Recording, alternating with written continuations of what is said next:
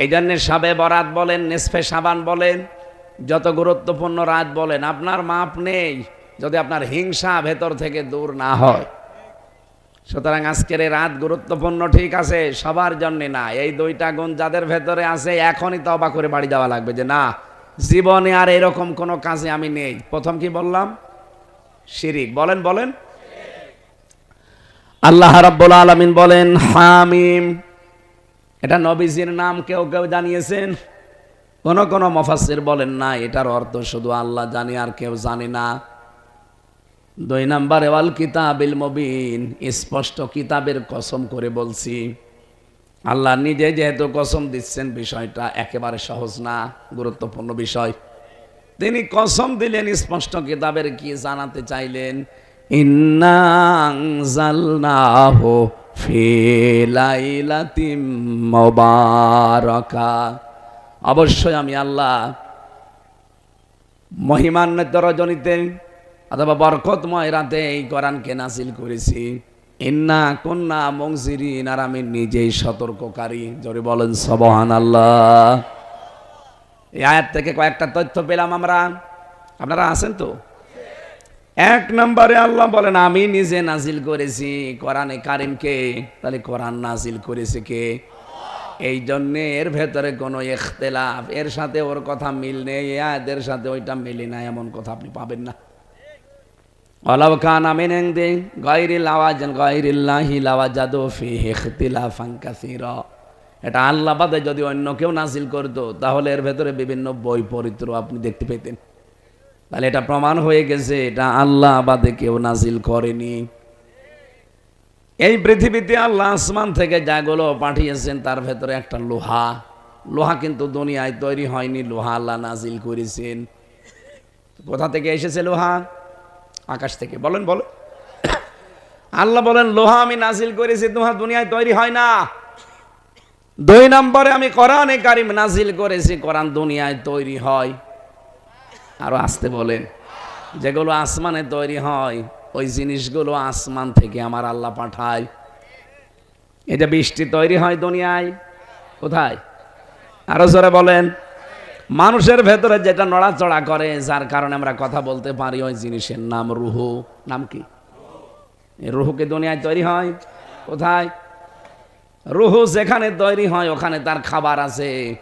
দুনিয়ায় যেহেতু তৈরি হয়েছে আমাদের এই বডি, এই জন্য দুনিয়ায় এই বডির খাবার আমার আল্লাহ দুনিয়ায় তৈরি করে দিয়েছেন।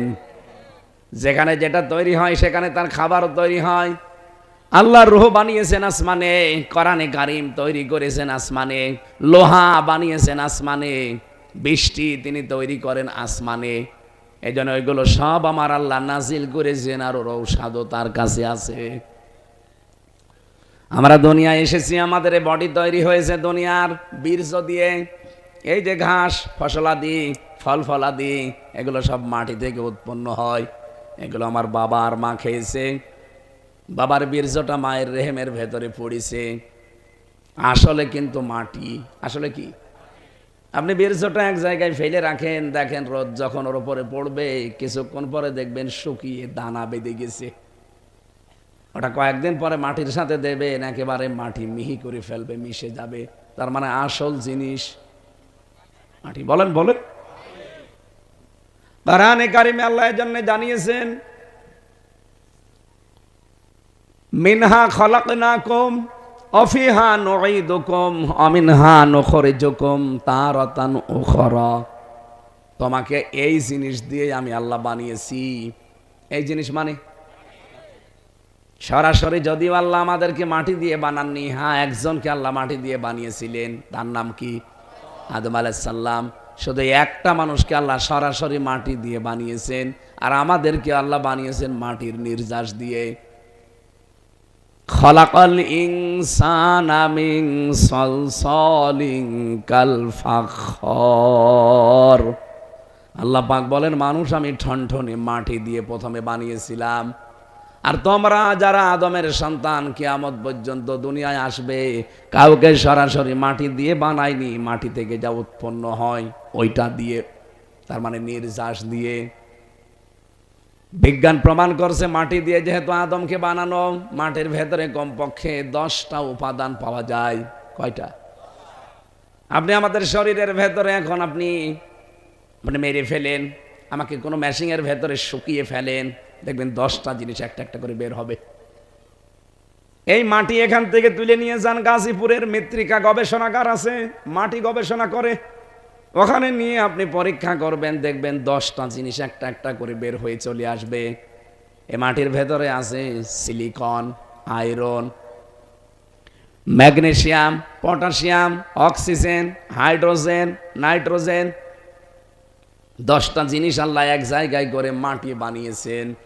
রব্বুল আলামিন বলেন, মানুষকে আমি আল্লাহ মাটির নির্যাস দিয়ে তৈরি করলাম, এরপরে দুনিয়ার এই ময়দানে নিয়ে আসলাম।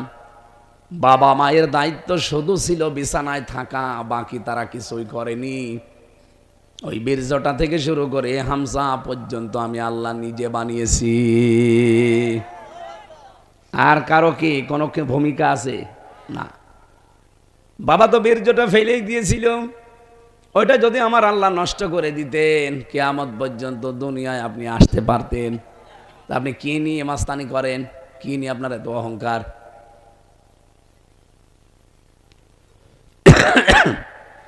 যেহেতু প্রথম শব্দটাই পেয়েছি, আমার আল্লাহ নাজিল করেছেন কোরআন, এখানে তৈরি হয় না, লোহা তৈরি হয় না, এটা নাজিল হয়। এটা কি হয়?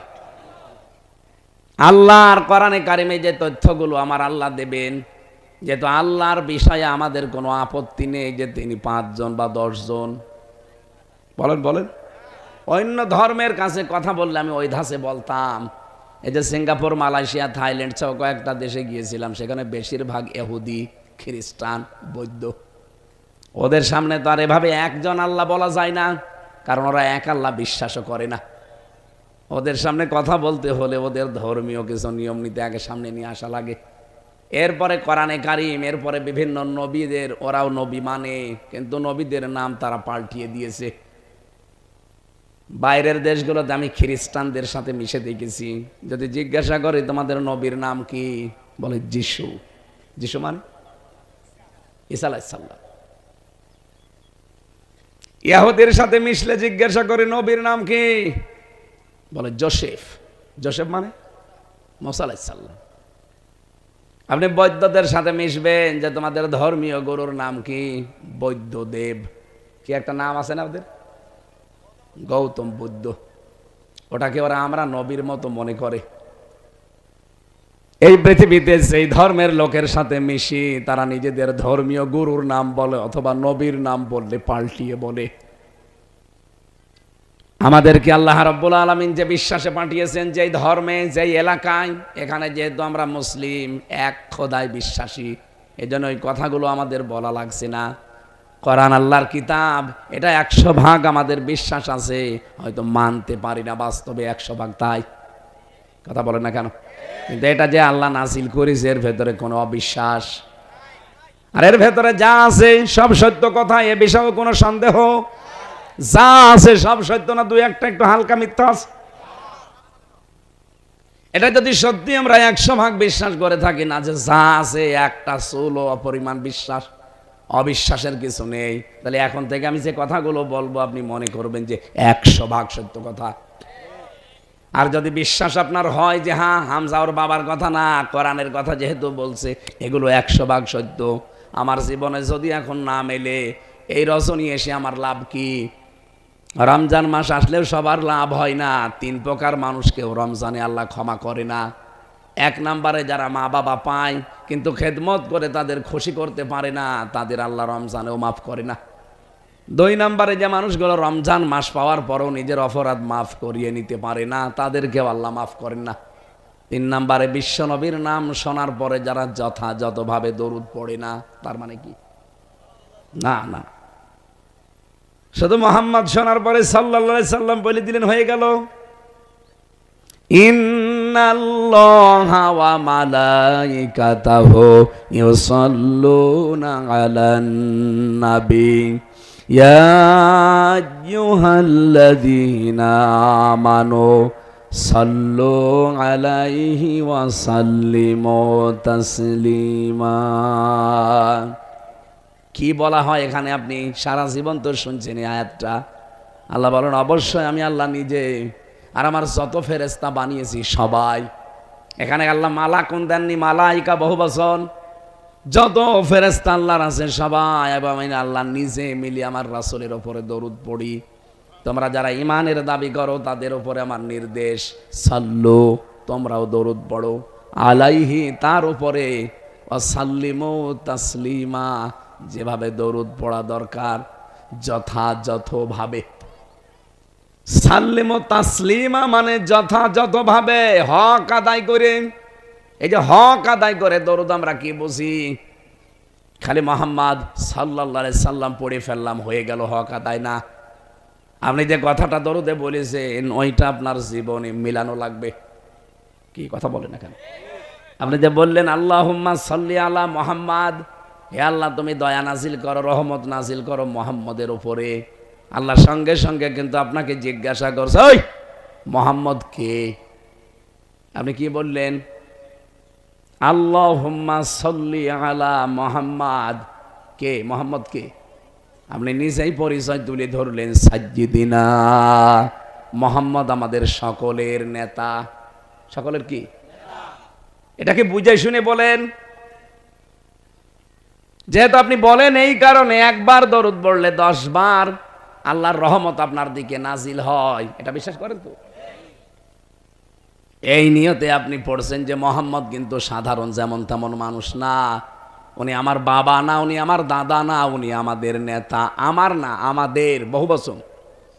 জামা মোতাকাল্লিম দিয়ে বলছেন সাজ্জিদিনা, তিনি আমাদের সকলের জন্য নেতা। শুধু নেতা না, উনি মাওলানা। এ দরুদ পড়া হয় না এলাকায়? আল্লাহুম্মা সাল্লি আলা মুহাম্মাদ সাজ্জিদিনা মাওলানা মুহাম্মাদ। এলাকায় কি পড়ে তো নাকি? আপনি আল্লাহর কাছে পরিচয় দিয়েছেন যে আমার মুহাম্মদ হচ্ছে সকলের নেতা, তিনি আমাদের মাওলানা। মাওলানা মানে অভিভাবক। মাওলানা মানে? মাওলানা মানে গাইডলাইন দাতা, যিনি পথ প্রদর্শন করেন, আরবিতে তাকে মাওলানা বলা হয়। এই যে আমাদেরকে আপনারা মাওলানা বলেন কেন? মাওলানা দেশে যদিও ভারত, বাংলাদেশ আর পাকিস্তান, এই 3টা দেশে আমি পেয়েছি। বিশ্বের বহু দেশে আল্লাহ আমার নিয়েছে, 1টা 2টা না, বহু দেশে ছোট বয়সে গেছি। আমি আকিস গ্রুপে যেহেতু খতিব ছিলাম, এই কারণে ওরা আমারে নিয়েছে। তো একবারে ভিসা লাগিয়ে দিলে 50 কি 27টা দেশে যাওয়া যায়। সেই হিসাবে বিশ্বের বহু দেশে ওদের ব্যবসা চলে প্রায় 75টা দেশের উপরে। আকিস গ্রুপ নাম শোনেননি? ওদের সারা বিশ্বের 257টা রাষ্ট্র আছে, তার ভেতরে 75টা দেশে ওদের ব্যবসা আছে। যেখানে ওদের লোক আছে, ব্যবসা আছে, প্রতিষ্ঠান আছে, ওদের ম্যানেজার আছে, সেই হিসাবে মালিক সাথে করে আমারে নিয়ে যায়। খালি এই 3টা দেশ বাদ দিয়ে, বাংলাদেশ, ভারত, পাকিস্তান, এখানে বাদ দিয়ে বিশ্বের কোনো জায়গায় আমি কোনো আলেমের নামের আগে মাওলানা লেখা দেখিনি। হ্যাঁ, তারা লেখে শায়েখ, কি লেখে? অথবা লেখে মহতারাম, অথবা লেখে উস্তাজ। কিন্তু মাওলানা শুধু বাংলাদেশে, ভারতে আর পাকিস্তানে, এই 3টা দেশে যারা লেখাপড়ে হয় দাওরা পাশ করে, নাই কামেল পাশ করে, তাদের লিখে দেয় কি? কেন লেখ? মাওলানা শব্দের শাব্দিক অর্থ কি বললাম? পথ প্রদর্শনকারী। আমরা যেহেতু একটা লেভেলে পৌঁছাই, কামেল পাশ করে। কামেল মানে পরিপূর্ণ। কামেল মানে কি? প্রথমে দাখিল পাশ করা লাগে। দাখিল মানে প্রবেশ করা। আমি ইসলামের কিছু নিয়ম নীতি জানছি, এই জন্য ইসলামের ভেতরে আসলাম। 2 নম্বরে বলা হয় আলিম। আলিম মানে জ্ঞানের রাজ্যে আমি প্রবেশ করছি, আমি এখনো জ্ঞানী হয়ে পারিনি, জ্ঞানের রাজ্যে আমি যাচ্ছি। এই জন্য ইন্টার পাস বা আলেম পাস করলে মানুষ এই। 3 নম্বরে বলে ফাজিল। ফাজিল মানে ফাজিল, ফাজিল মানে ফজিলত। ফাজিল মানে কি? মর্যাদা। ফাজিল পাস যারা, তারা মর্যাদায় উত্তীর্ণ হয়। আর কামেল, কামেল টাইটেল পাস বলে। কামেল মানে পরিপূর্ণ। তার মানে ইসলামের যে পরিপূর্ণ বিধান আছে আমি জেনেছি, কিন্তু এখনো মানতে পারিনি। এইটা আমি এখন নিজের জীবনে মানবো আর মানুষকে আমি এই পথ দেখাবো। এই জন্যে সরকারিভাবে নামটা মাওলানা দিয়ে দেয়। তাছাড়া মাওলানা কি কোনো সার্টিফিকেট? সার্টিফিকেটের নাম কি? কামিল। নাম কি? কামিলের ভেতরে আবার 4 প্রকার আছে। কেউ হাদিস নেয়, কেউ ফেকা নেয়, কেউ আরবি সাহিত্য নেয়, কেউ তাফসির নেয়।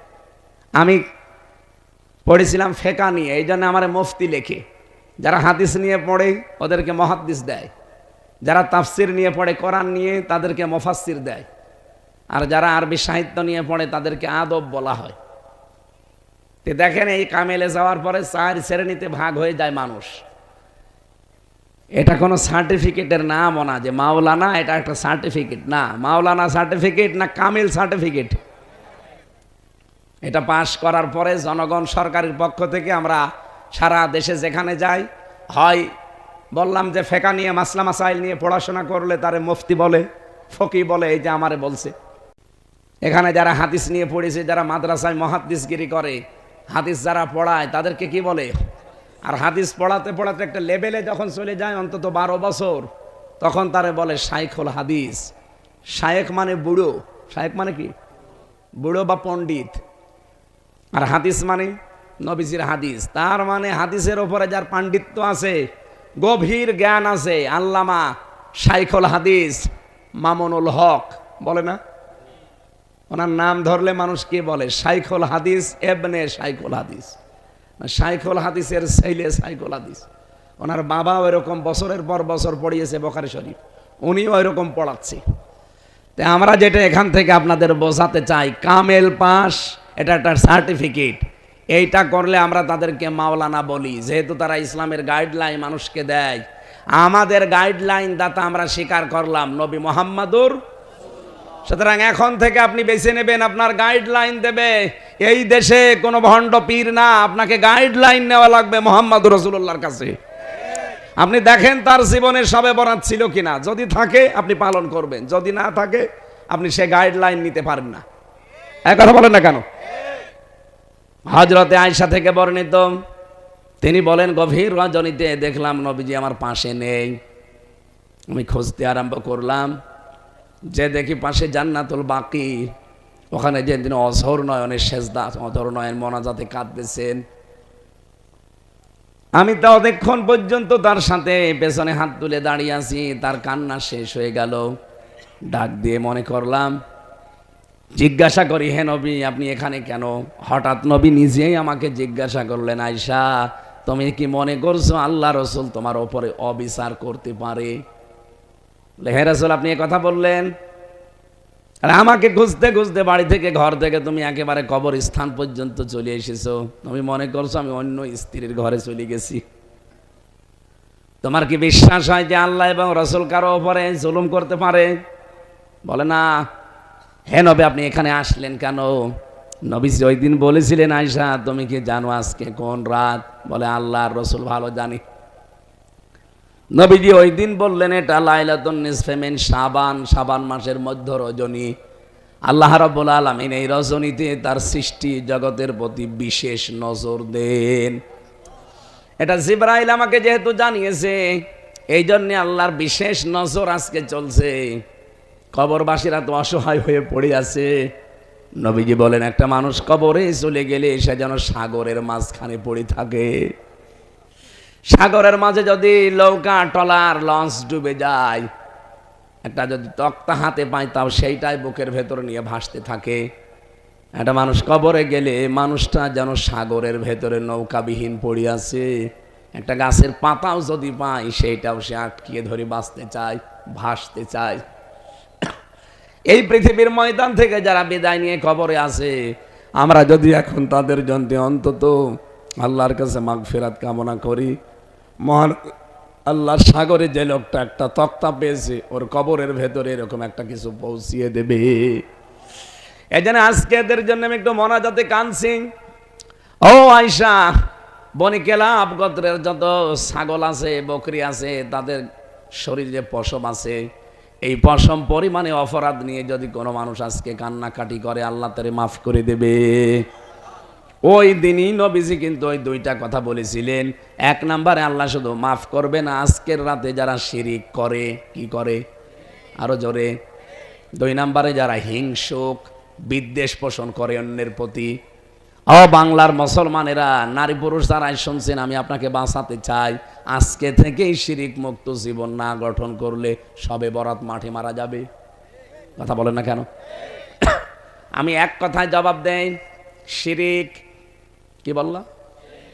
শিরিক কি? এটা শিরিকের বহু প্রকার পেয়েছি আমি তাফসিরে। শিরিক বিল জাত, শিরিক বিল সিফাত, শিরিক বিল ইখতিয়ার, শিরিক বিল হুকুক।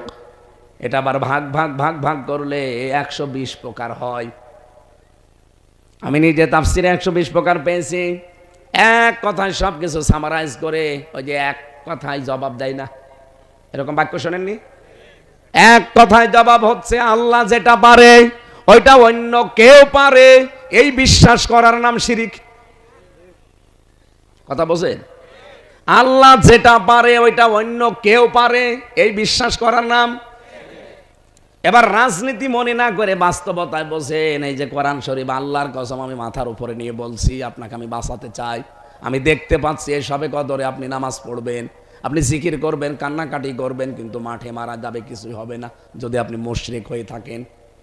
এক কথা বলছেন না কেন?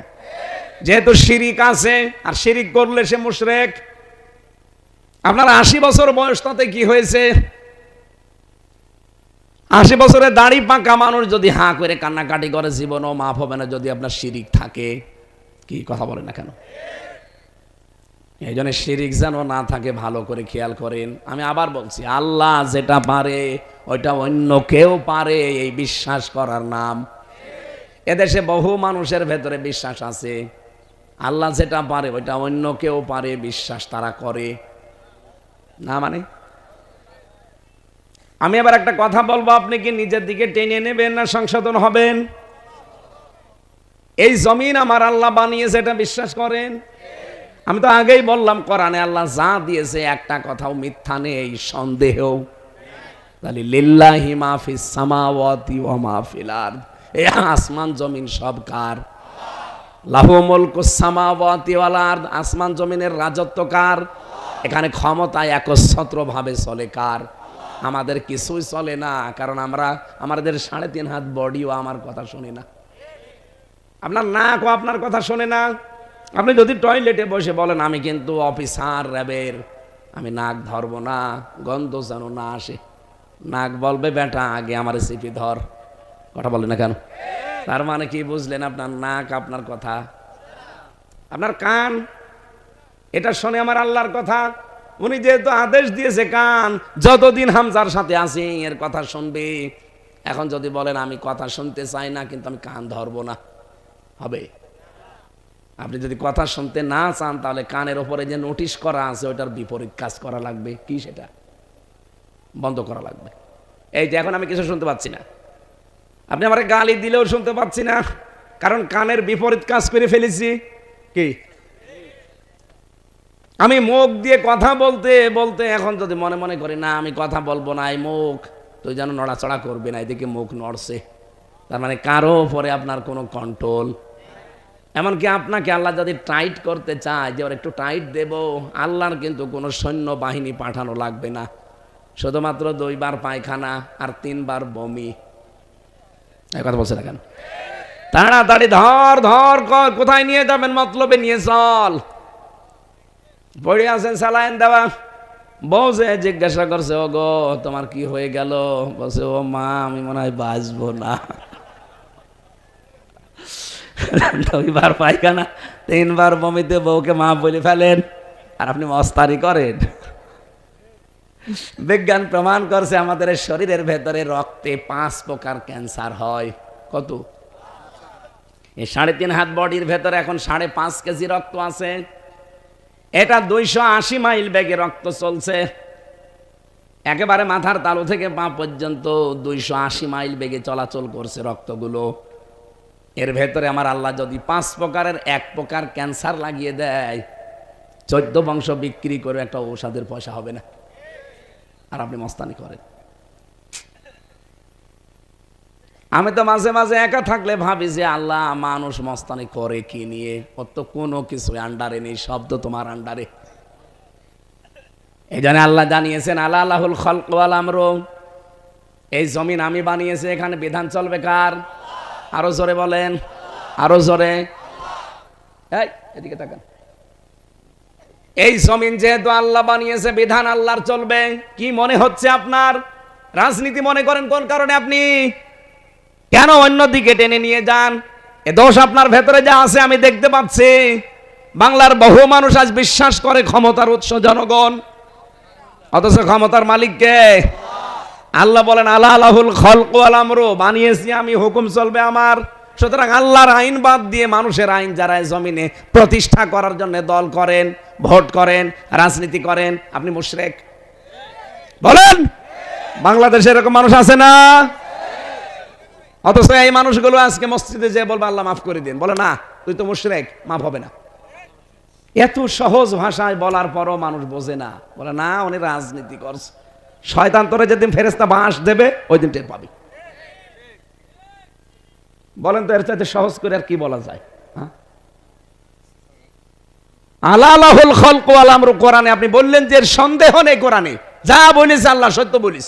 ওই আল্লাহর কথা সূরা আরাফের 54 নম্বর আয়াত, আমি বানিয়েছি আইন আমার চলবে। কেন আপনি অন্যের আইন এখানে প্রতিষ্ঠা করতে চান? বলেন, আপনি তো মুশরিক। আল্লাহ যেটা পারে ওইটা অন্য কেউ পারে না। আইন বানাতে পারে কে? সুতরাং অন্য কেউ পারে না, এটা যারা বানাবে তারা মুশরিক। আর ওই মুশরিক হয়ে আপনি নিজে এখন সবে বরাতে যে বলবেন আল্লাহ আমার ভুল হয়ে গেছে মাফ করে দিন, না, মন থেকে যদি ফিরে আসতে পারেন মাফ হবে এই রাতে। আর যদি লোক দেখানোর জন্য যান আবার সকালবেলা বাবা শাহজালাল সব হালাল। আপনি ইয়ার কি করার কারণে আপনার কিন্তু খবর আছে সামনে, এমন বিপদে আল্লাহ ফেলে দেবে। আমার কথা না বোঝার ভান করে আছেন কারা? হাত তোলেন তো। আলহামদুলিল্লাহ এই মাহফিল সাকসেস। যেই কয়টা মানুষ এসেছে আর যেহেতু রেকর্ড হচ্ছে, তাম বাংলাদেশের মানুষ যদি এভাবে আপনাদের মতো বুঝে ফেলে তে এই দেশে ইসলাম কায়েম হতে আর কয়দিন লাগার কথা? বলুন, সবাই বুঝেছেন না যে মুশরিক কারে বলে?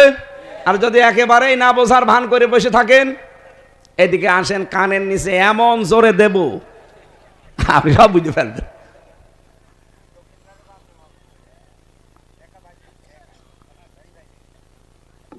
তাহলে আমার বোঝানোর বিষয় ছিল আল্লাহ মুশরিকদেরকে যেন মাফ করবে না। আমরা কোনো শিরিকের ভেতরে নেই। আপনারা আমল কম হোক, আপনারা আমল মামল একটু কম হোক, অসুবিধা নেই, আল্লাহ জান্নাত দেবে, কিন্তু শিরিক থাকলে হবে না। অকদিমনা ইলা মা আমিলু মিন আমালিন ফাজআলনাহু হাবাম মানসুরা। দুনিয়ার ময়দানে কেউ যদি শিরিক মিশ্রিত আমল নিয়ে আল্লাহর কাছে যায়, ওইটা ধুলি কণার মতো মুখের উপর আল্লাহ নিক্ষেপ করবে। ইন্নাহু মা ইউশরিক বিল্লাহি ফাকাদ হারামাল্লাহু আলাইহিল জান্নাহ। কোন মানুষ যদি শিরিক করে আল্লাহ বলেন কিয়ামতের দিন ওরে আমি আল্লাহ জান্নাত হারাম করে দেব। মাআওয়াহুন নার, তার স্থান হবে জাহান্নামের আগুন। ওমা লিয-যালিমিনা মিন আনসার, এদের জন্য কোনো সাহায্যকারীও থাকবে না। বলেন নাউজুবিল্লাহ। এজন্য আজকে থেকে এখনই আমরা পবিত্র হব শিরিক থেকে। জীবন চলে যাক, শিরিক করব। হযরত লোকমানের নাম শুনেছেন আপনারা? এই লোকটা এত কালো ছিল, হাড়ির তলা দেখেছেন, এর চাইতেও কালো। তো চেহারার যে বর্ণনা আমি তাফসিরে পড়েছি, ঠোঁট ছিল মোটা, এরপরে ঠোঁট ঝোলা, শরীরের যে বর্ণনা দিলাম এ একবার দেখলে আর একবার দেখতে মন চাবে। ছাগলের কান কাটার মতো ছিল তার কান, চুলগুলো ছিল উস্কো খুস্কো, গরিব মানুষ তো, রাখাল ছিল, রাখাল।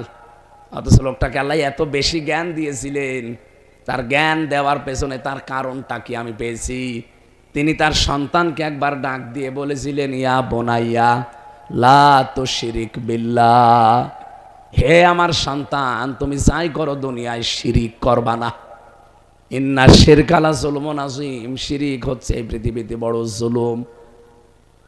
আল্লাহ রাব্বুল আলামিন হযরত লোকমানের এ কথাটা এত বেশি পছন্দ করেছিলেন, এত বেশি তার কাছে মনোপুত হয়েছিল। হযরত লোকমান তো তার ছেলেকে বলেছিলেন, আর আল্লাহ তামাম দুনিয়ার সব ছেলেকে বললেন তোর মা বাবার সাথে তোর সম্পর্ক কিন্তু আমি আল্লাহর পরে। হযরত লোকমান পরিচয় করিয়েছিলেন সন্তানকে কার সাথে? আর আল্লাহ নিজের সন্তানকে পরিচয় করাচ্ছেন তার মা বাবার সাথে। এজন্য শিরিক থেকে যদি আমরা আমাদের সন্তান, আমাদের ছেলে মেয়ে, স্ত্রী পুত্র, আমাদের সমাজ, আমাদের দেশবাসীকে আমরা সতর্ক করি, বোঝাতে পারি, বিরত রাখতে পারি, আল্লাহ আমাদেরকেও লোকমানের মতো চিরন্তন করে দেবেন। এমনকি চিরন্তন যে জান্নাত, সে জান্নাতের অধিবাসী আমাদেরকে আল্লাহ বানাবেন। ইন্নাল্লাহা লা ইয়াগফিরু আন ইউশরাকা বিহি ওয়া ইয়াগফিরু মা দুনা যালিকা লিমান ইয়াশা। দুনিয়ার সব অপরাধ আমি আল্লাহ মাফ করে দিলেও দিতে পারি, কিন্তু শিরিক মাফ। আল্লাহ তুমি আমাদের বাঁচাও, বলে না আমিন। 2 নম্বরে যেহেতু আল্লাহ মাফ করবে না, কাদের? বিদ্বেষ পোষণকারী, হিংসুক। এত হিংসা মানুষের মনের ভেতরে, যে আমার হোক অন্যের যেন না হয়। এটার নাম কি? বলেন বলেন। আপনি কি করবেন দুনিয়ায় আপনার হয়ে অন্যের না হয়ে? কেন? আমার হচ্ছে হোক, ওরও যেন হয়, তাহলে আপনার আমল নষ্ট হবে না। আর আমারই হোক, ওর যেন না হয়, ওরটা যেন আরো নষ্ট হয়। এটা করলে আপনি যাই করছেন, নামাজ রোজা দান সাদকা সব ধ্বংস হয়ে যাবে। কাঠে আগুন লাগলে যেমন কাঠ পুড়ে শেষ হয়ে যায়, ভেতরে হিংসা থাকলে ঠিক ওইভাবে পুড়ে যায়। একটা গল্প পড়েছিলাম, এত হিংসা একটা লোকের মনে। এই মাঠে চাষ করতে করতে একটা পাথর পেয়েছে। পাথরটা নিতে নিতে লিখেছে ঘষা। দৈত্য বের হয়ে বলছে, মালিক কি চান? কি চাই মানে? হ্যাঁ, আপনি যা চাবেন আপনাকে আমি তাই দেব, কিন্তু আপনাকে যা দেব আপনার পাশে যে থাকবে তার ওইটা ডবল হয়ে যাবে। বলছে আমার দরকার নেই। বাড়িতে যে পাথর রেখে দিয়েছে, স্ত্রীকে বলছে, শোনো, কুদরতের পাথর, চাদর পাথর, এটা আশ্চর্য পাথর। আমি মাঠে গেলাম চাষ করতে, কিন্তু এই ঘষা যেন না লাগে। মেয়ে লোককে যেটা নিষেধ করবেন ও চুরি করে আগে করবে। যে স্বামী গেছে মাঠে, ও বলছে ঘষা যেন না লাগে, দিয়েছি এক ঘষা। দৈত্য বেরিয়ে বলছে, কি মালিক কি চান? কি চাই মানে? হ্যাঁ, আপনি যা চান আমি তাই দেব। ও তো আর জানে না যে এর ভেতরে কি রহস্য। ও বলছে, কি চাবো? আমার বাড়ি ঘরের অবস্থা দেখো না, এই কুড়ে ঘর, আমি একতলা বাড়ি চাই। ও তো জানে না যে পাশের বাড়ি কয়তলা হবে। স্বামী এসে খুব কষ্ট করে বাড়িতে গিয়ে বলছে, কি কি করেছো? বলছে, কি করবো? পাথর কই? বলছে, ঘষা দিয়ে ফেলিস। তুমি তো ঘষা দিলে, বাইরে এসে দেখো। পাথর আবার নিয়ে আসো। পাথর নিয়ে এসে ঘষা দিয়ে দৈত্য এসেছে, বলছে, কি আবার? বলছে, মালিক কি চান আপনি? বলছে, কি চাই বোঝো না, আমার 1 চোখ অন্ধ করে দে। আমার যদি 1 চোখ কানা হয়ে যায়, সবার কয় চোখ কানা হবে? কি হিংসা! আমি উদাহরণ দিলাম একটা, এরকম হিংসা বাংলাদেশে নেই। আমার হোক অন্যের যেন না হয়। অথচ প্রতিদিন প্রায় মাগরিব আর ফজরের পরে আয়াতগুলো পড়ে, কুল আউযু বিরাব্বিল ফালাক মিন শাররি মা খালাক ওয়া মিন শাররি গাসিকিন ইযা ওয়াকাব ওয়া মিন শাররিন নাফাসাতি ফিল উকাদ ওয়া মিন শাররি হাসিদিন ইযা হাসাদ। হাসাদ মানে কি? হিংসা। বলেন হাসাদ মানে? এটা মাগরিবের পরে এসব মানে ফজরের পরে মানুষ কিন্তু পড়ে। কারণ এইটা পড়ে যদি নিজের শরীরে আপনি ফৎকার লাগান, তাহলে জাদু টোনা কেউ করলে কেটে যাবে। এমনকি জিন পরে আপনাকে আর ভয় দেখাতে পারবে না শয়তানে। এই আমলটা করবেন। সূরা নাস আর ফালাক মাগরিবের পরে আর ফজরের পরে একবার পড়ে অন্তত শরীরে ফু দেবেন। ফু যদি নাও দেন অন্তত পড়বেন। ফরজ নামাজের পরে আয়াতুল কুরসি মাস্ট বি করে নেবেন, একবার পড়াই লাগবে। 2 নম্বরে এই যে নাস আর ফালাক। আর আজকের এই রাতে বিশেষ একটা আমল আছে, আস্তাগফিরুল্লাহ ওয়া আতুবু ইলাই। এইটা যদি এটা না পারেন মুখস্থ করতে, শুধু আল্লাহুম্মা গফিরলি, আল্লাহুম্মা গফিরলি, অথবা লা হাওলা ওয়ালা কুওয়াতা ইল্লা বিল্লাহিল আলিয়্যিল আযীম। পড়াটা যদি নাও পড়েন, বলবেন লা হাওলা ওয়ালা কুওয়াতা ইল্লা বিল্লাহ। এই আমলগুলো এই রাতে আজকে আমরা আরম্ভ করি, নিজেদেরকে শিরিক মুক্ত তৈরি করি। আর হিংসা যাদের আছে ভুলে যান। কি করবেন আপনি হিংসা করে? আল্লাহ যার কপালে যেটা লিখে লিখেছে ওইটা কিন্তু হবেই। এটা ফিহা ইফরাকু কুল্লু আমরিন হাকিম। আল্লাহ বলেন, এই গুরুত্বপূর্ণ রজনীতে আমি কিছু সিদ্ধান্ত নিয়ে নেব আজকে। সুতরাং বাংলাদেশে কে কবে জন্মাবে, কে কবে আসবে, কে কবে মারা যাবে, কার ভাগ্যে কতটুকু সম্পদ আছে, এটা আজকেই লেখা হবে। তে আমি হিংসা করে করব কি? কথা বলেন না কেন? কারো উপরে হিংসা আজকে থেকে না, প্রত্যেকের প্রতি ভালোবাসা বাড়িয়ে দেওয়া লাগবে। ইন্না কুন্না মুনযিরিন। আল্লাহ পাক বলেন, অবশ্যই আমি কিন্তু নিজে সতর্ককারী। সতর্ককারী কে? হামজা তো অ্যাডভার্টাইজ করলো, সতর্ককারী আসলে কে? তাহলে আল্লাহর এই সতর্ক বার্তাগুলো এখন বাড়ি নিয়ে যাবেন। কোনোদিন আর কারো প্রতি হিংসা করবেন না। শিরিক যেগুলো আছে জীবনে একটা একটা করে মুক্ত হওয়ার চেষ্টা করবেন। যেহেতু এখানে স্বামীরা এসেছেন, আমি জেলখানায় থাকতে একটু কিছু কিছু টুইকে রেখেছিলাম, পরবর্তীতে সেটা বই বানিয়েছি। পারিবারিক জীবনে স্বামী স্ত্রীর যে সম্পর্ক অবনতি হয়, দাম্পত্য কলহ, এই যে মারামারি, গন্ডগোল, মনোমালিন্য, কথা বন্ধ করা, এটা কেন হয় এগুলো আমি কোরআন হাদিস দিয়ে। আর জেল খাটে অনেকে এই স্বামী স্ত্রীর গন্ডগোলের কারণে। এই মুরব্বীরা জিজ্ঞাসা করেন, এখন যে জল্লাদ আছে ইলিয়াস জল্লাদ, চট্টগ্রামে বাড়ি, ওরও মামলা এই বোর ফাংশন। ও মা বাবাকে জিনিসপত্র একটু দিত বেশি বেশি, ওই বউ খালি ঘানর ঘানর করে। ওই এমন এক চড় দিয়েছে, ও ছাতা মরি গেছে। ওর মা বাবা এখন এই মার্ডার মামলা দিয়েছে, এখন এই যে মার্ডার মামলার আসামি, পরে এখন 30 বছর তার জেল খাটা লাগবে। কি করলো ওই মহিলা, নিজের জীবনটাও শেষ, এখন স্বামী এই যে 30 বছর জেলে। এই জন্য পারিবারিক জীবনে আমাদের ইসলাম দরকার। দাম্পত্য কলহ যেন তৈরি হয় না হয়, কি করলে তৈরি হবে না, ওইগুলো আমার বইতে লেখা আছে, 120 পৃষ্ঠা লিখেছিলাম। ওটা যাওয়ার সময় স্ত্রীর জন্য আর মেয়ের জন্য নিয়ে যাবেন সাথে করে, যে বলবেন পড়ো। নিজেদের জন্য একটা নেবেন, একটা পুরুষের একটা আছে, একটা মহিলাদের একটা আছে। আর পৃথিবীতে মেয়েদের আদর্শ 6 জন নারী, আমি ওই 6 জনের জীবনী লিখেছি, একটা আদর্শ নারী দিয়ে লিখেছি, আর দাম্পত্য জীবন নিয়ে। আল্লাহ রাব্বুল আলামিন যে সতর্কগুলো আমাদের করলেন, আমরা সতর্ক হব, আমাদের তৌফিক আল্লাহ দান করুন। আল্লাহুম্মা আমিন।